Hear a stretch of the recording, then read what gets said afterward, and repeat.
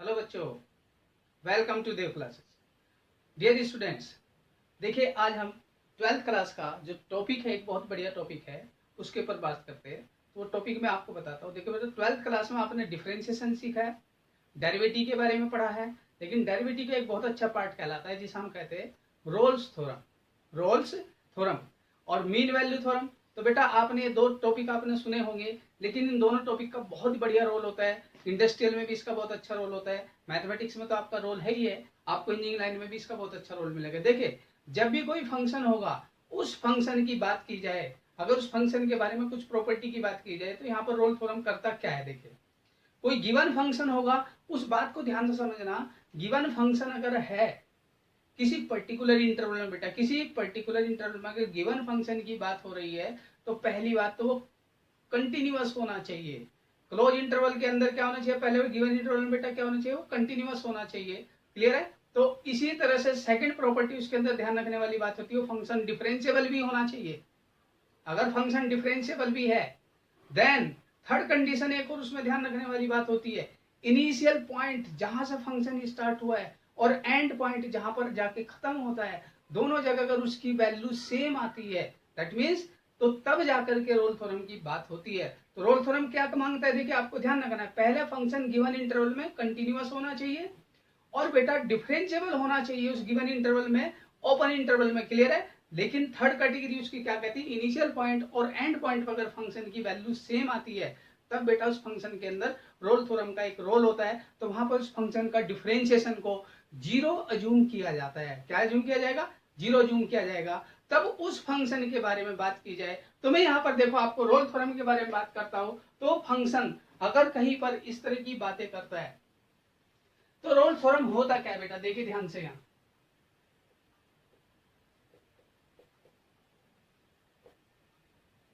Rolle's theorem, first, if y is equal to fx is a continuous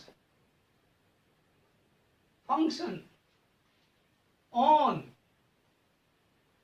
close interval a to b, clear है। then second condition,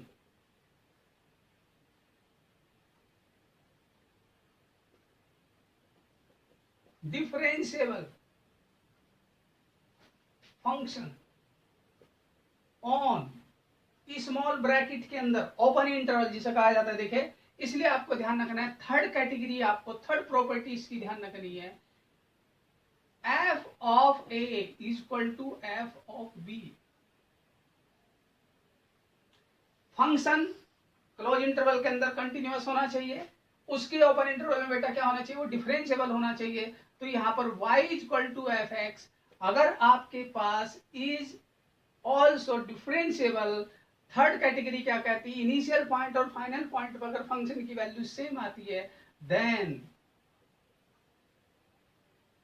F dash x equal to zero for some values of x equal to c1 c2 c3 and so on। ध्यान देने वाली बात क्या है बेटा, जब कोई फंक्शन कंटिन्यूअस है, डिफरेंशिएबल है और f equal to F B है, तो उस फंक्शन का डिफरेंशिएशन जीरो आएगा। कहीं ना कहीं x की कुछ वैल्यूज के लिए, उन वैल्यूज की अगर बात की जाए, then therefore f dash x equal to zero has at least, इस वर्ड को ध्यान से समझना, at least one real root. यहां हम वैल्यूज की बात करें,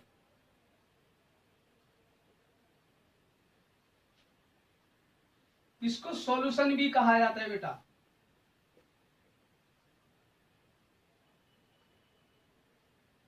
और इसको आप रूट्स भी कह सकते हैं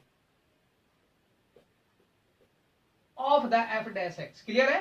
F dash x equal to zero has at least one real roots, या सॉल्यूशन या बेटा value lies between A comma B open interval, a comma B open interval. तो ध्यान रखना है, ये आपका फंक्शन जो है, अगर इन चारों कंडीशन को फॉलो करता है, तब जाकर के बेटा रोल थ्योरम वेरीफाई होती है। ध्यान से सुनना, किसी रोल्स थ्योरम की अगर बात होती है, रोल्स थ्योरम किसी फंक्शन पर अगर बात की जाती है तो बेटा कब की जाती है, जब फंक्शन कंटिन्यूअस होना चाहिए गिवन इंटरवल के अंदर, ठीक है। दूसरी बात तो फंक्शन डिफरेंशिएबल होना चाहिए ओपन इंटरवल में। तीसरी बात, इनिशियल पॉइंट और फाइनल पॉइंट का वैल्यू सेम आनी चाहिए। देन फंक्शन का जो डिफरेंशिएशन है उसको जीरो के इक्वल अज्यूम करके यहां से वैल्यू सोल्व की जाए एक्स की। इस इक्वेशन को अगर सोल्व करेंगे वे सॉल्यूशन या रूट्स या आप कह सकते हैं रियल वैल्यूज जो निकल के आएगी, उन सब में से कम एटलीस्ट वन रियल रूट या वैल्यू या सॉल्यूशन लाइज बिटवीन ए कोमा बी ओपन इंटरवल। क्या मेरी बात समझ में आई? इस बात को अगर बेटा समझा जाए तो ये रोल्स थ्योरम कहलाती है। क्या कहलाती है? Rolle's theorem. देखिए इसको ग्राफिकली समझना आपको। देखिए कैसे, कोई फंक्शन है भाई बेटा, क्लियर है? इस फंक्शन की अगर बात की जाए तो ये फंक्शन आपको बाय द वे यहां से x की वैल्यू a एज्यूम कर लेता हूं मैं, ये x इक्वल टू a था, तो यहां पर y की वैल्यू कितनी आई निकल के बेटा, ये f ऑफ a। ये हाइट क्या हो गई? f of a। और ये हाइट इस फंक्शन पे देखो यहां भी मिल सकती है, मिल सकती, तो b यहां भी हो सकता था, क्लियर है? b यहां भी हो सकता है। इसी तरह से ये वैल्यू कहीं और भी मिल सकती है, कहीं भी हो सकती थी। तो इस तरह से आप इस फंक्शन को देख रहे हैं, ये फंक्शन जगह जगह आपको कहीं ना कहीं ये वैल्यू रिपीट कर सकता है, क्लियर है? तो इस तरह से हमारे पास कोई भी फंक्शन होगा, किसी भी टाइप का फंक्शन होगा, वो बी कहीं भी आप अज्यूम कर सकते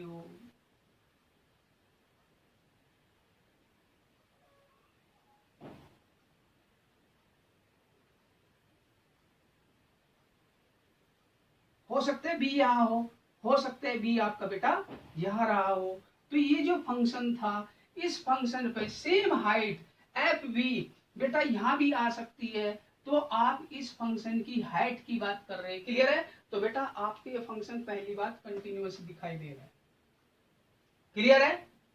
दूसरी बात ये डिफरेंशिएबल है। डिफरेंशिएबल वाला एक चैप्टर होता है, डिफरेंशिएशन में क्या होता है, डिफरेंशिएबिलिटी में क्या होता है, आपको फंक्शन की कुछ प्रॉपर्टी ध्यान रखनी है। तो उन प्रॉपर्टी को अगर ध्यान दे तो फंक्शन कहीं ब्रेक नहीं हुआ, तो इसलिए शार्प टर्निंग पॉइंट नहीं है इसमें, तो इसलिए ध्यान रखना है। अगर ये ए से स्टार्ट हुआ था फंक्शन, कहां से स्टार्ट हुआ बेटा? ए से, तो इसका इनिशियल पॉइंट और बी जहां पर जाके एंड होता है वो दोनों पॉइंट छोड़ दीजिए, ये फंक्शन क्या है आपका, उस रीजन में डिफरेंशिएबल है, क्लियर है?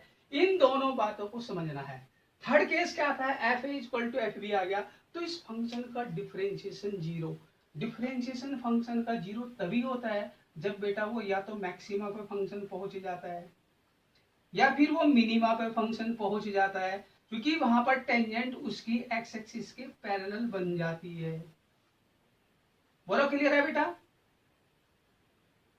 फंक्शन की टेंजेंट अगर एक्स एक्सिस के पैरेलल बन जाती है तो बेटा वहां फंक्शन का डेरिवेटिव क्या हो जाता है? जीरो हो जाता है।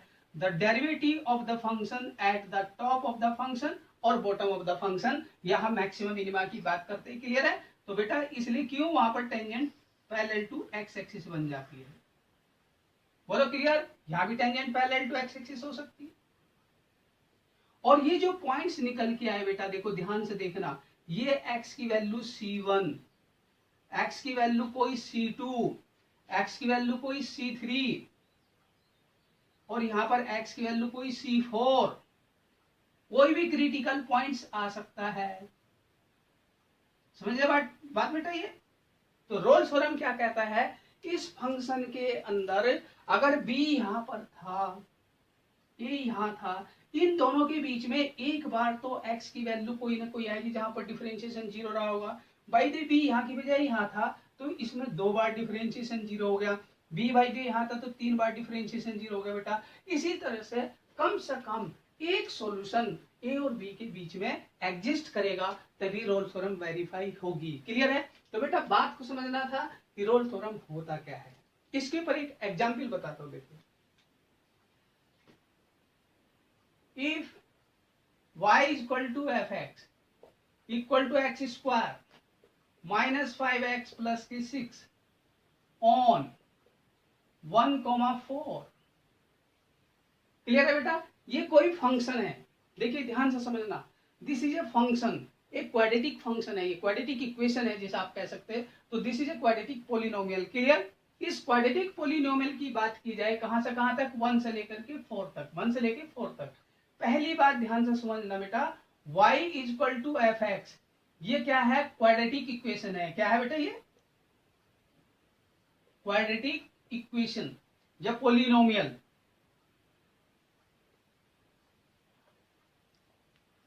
क्लियर है? इसको हम पैराबोला कहते हैं। क्या कहते हैं बेटा इसको? पैराबोला। कौन सा है ये? Parabola. Coefficient of x square क्या है इसका? 1 है। तो ये पैराबोला बेटा इस टाइप का रहा होगा। एक्स स्क्वायर का कोफिशिएंट पॉजिटिव होने से पैराबोला अपवर्ड साइड में होता है। ये बातें आपको ध्यान रखनी क्वाड्रेटिक पोलिनोमियल में। क्लियर है? और ये पैराबोला अगर है तो बेटा ये कंटिन्यूअस कहलाता है।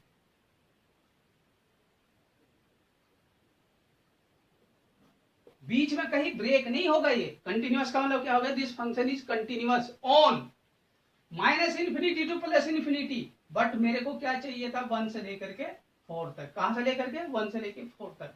सेकंड प्रॉपर्टी की बात की जाए, इज ऑल्सो डिफरेंशिएबल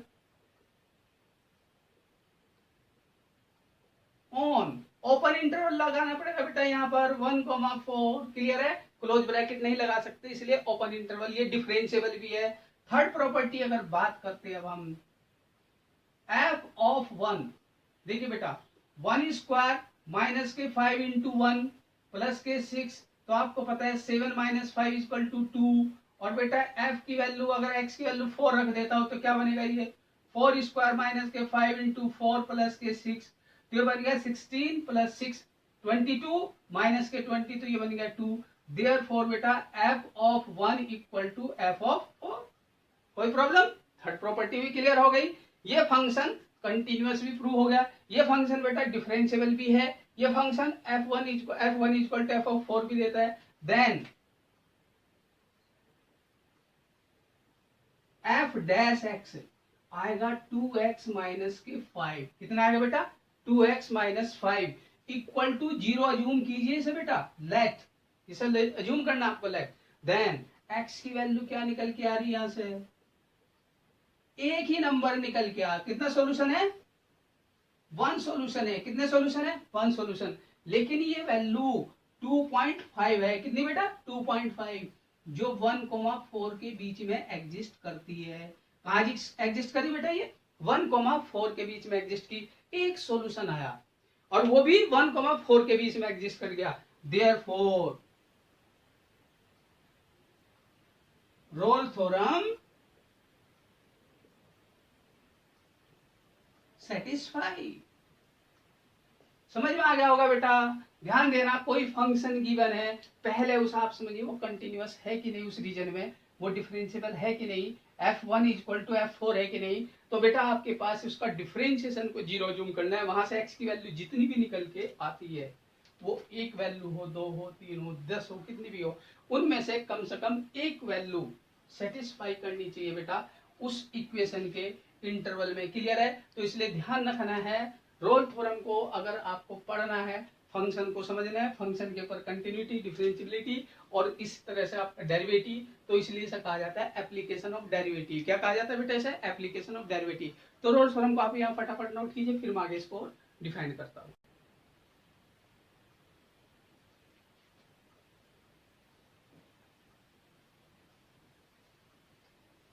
देखो बच्चों, नेक्स्ट एग्जाम के लिए एक और ले लेता हूँ।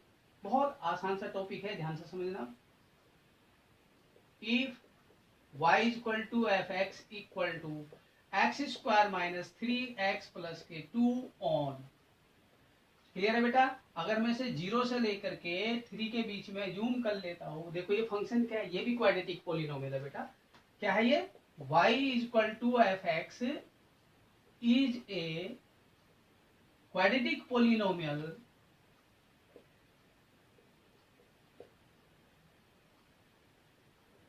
which is continuous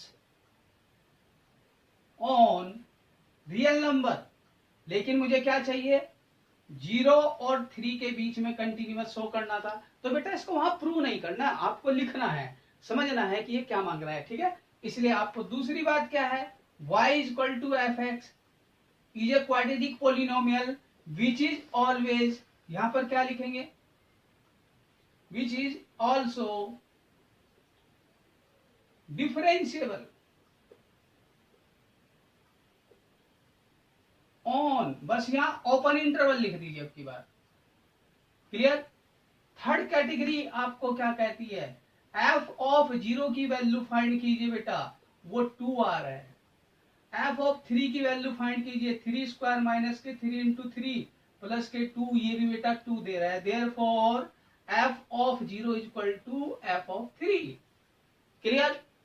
ये 3 पॉइंट आपको क्लियर समझ में आ गए। तो फोर्थ पॉइंट क्या कहता है, तो बेटा यहां then F dash x equal to आएगा 2x माइनस 3, और इसे 0 यहां बेटा लेट लिख दिया करो, क्योंकि हमें डेरिवेटिव को 0 मानना है, अज्यूम करना है, तो ये वेनिस कहलाता है। जब डेरिवेटिव वेनिस हो जाता है, इस वर्ड को ध्यान रखना, डेरिवेटिव वेनिस खत्म हो जाता है, 0 हो जाता है, तो उस केस में x की value 3/2 equal to 1.5 which is belongs to 0 to 3। बेटा ये देखना था मुझे, ये नंबर क्या जो डेरिवेटिव को अज्यूम 0 किया है, उसके बाद x की वैल्यू जो निकल के आई वो उस इंटरवल के बीच में लाई करती कि नहीं, देयरफॉर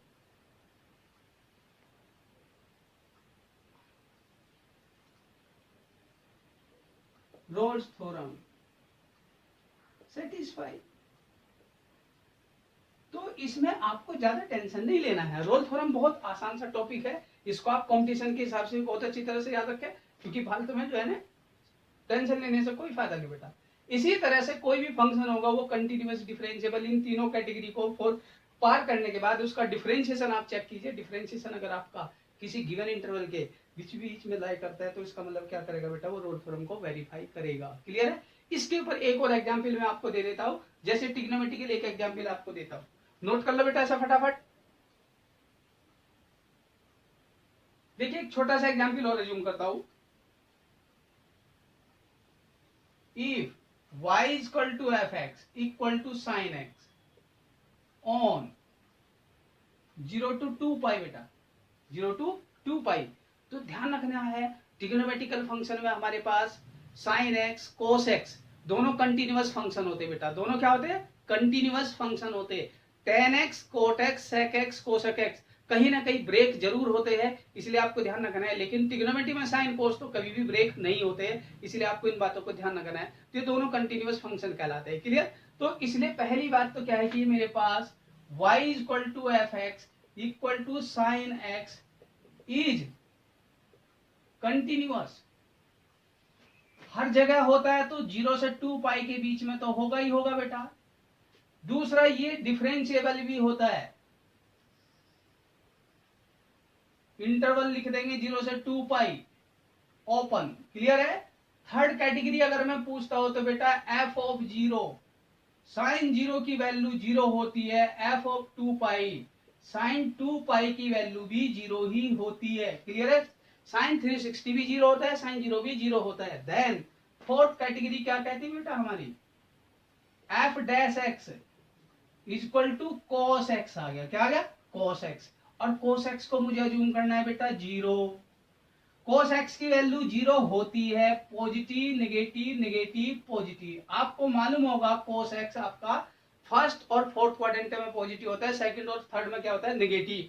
पॉजिटिव और नेगेटिव के बीच में 0 आंसर आता है। कुछ लोग कंफ्यूज रहते हैं, इसलिए बेटा मैंने इस बात को बताया, लेकिन यहाँ पर प्लस प्लस होने की वजह से यहाँ पर 1 होता है, यहाँ पर इसका आंसर -1 होता है। तो cos की जो टेबल है इस तरह से आप बड़े आसानी से याद कर सकते हैं। Therefore x equal to plus minus π/2 plus minus 3/2 3π/2, बेटा ये वाला पॉइंट इधर से -π/2 ऊपर से घूम के आएंगे तो 3π/2 प्लस माइनस के 5π/2 एंड सोन, इसे हम कहते हैं ओड नंबर ऑफ π/2। क्या कहते हैं बेटा इसे, ओड मल्टीपल ऑफ π/2 IIT के हिसाब से, n belongs to z, clear. तो ये बातें ध्यान रखना है, आपको बोर्ड के हिसाब से देखना है तो 0 से 2 पाई जाना, तो 0 से 2 पाई के लिए x की वैल्यू क्या आ गई, एक आ गई पाई बाई 2, एक क्या आ गया बेटा 3 pi by 2, both are belongs to 0 से 2 पाई के ओपन इंटरवल में बिलोंग कर रहे हैं। क्लियर है? यहां पर दो पॉइंट आ गए। कितने पॉइंट आ गए आपके पास? दो सॉल्यूशन हो गए। तो दो सॉल्यूशन ऐसे हैं जो मेरे गिवन इंटरवल में एग्जिस्ट कर रहे हैं। Then therefore Rolle theorem